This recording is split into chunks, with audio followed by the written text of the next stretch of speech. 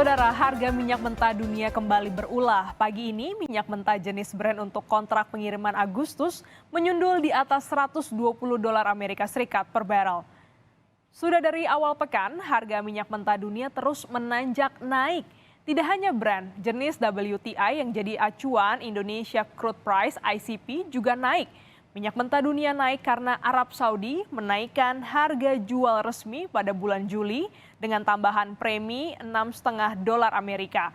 Harga minyak tak bisa dibendung, padahal produsen yang tergabung dalam OPEC Plus menaikkan produksi harian sebesar 648.000 barel atau 2 kali lipat dari rencana awal.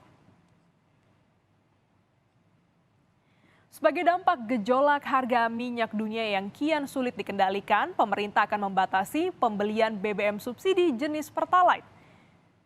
Badan Pengatur Hulu Minyak dan Gas Bumi alias Hulu Migas sedang menyiapkan aplikasi khusus untuk mengawasi pembelian Pertalite. Intinya saudara, mobil dan motor mewah dilarang menenggak Pertalite. Gabungan Industri Kendaraan Bermotor Gaikindo mengatakan pemerintah harus memastikan apa yang disebut kategori mewah. Meskipun jika mengacu pada peraturan yang ada, mewah adalah untuk mobil antara 3.000 cc sampai 4.000 cc. Sedangkan mengacu pada Kementerian Perindustrian, mobil rakyat adalah yang berkisar dengan harga 250 jutaan.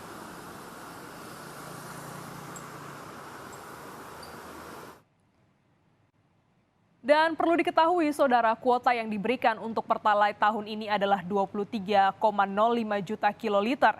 Pertamina mencatat konsumsi Pertalite sudah mencapai 80% pada bulan Mei 2022. Sejak Maret 2022, pemerintah menetapkan Pertalite sebagai ganti premium, yaitu BBM khusus penugasan alias bersubsidi.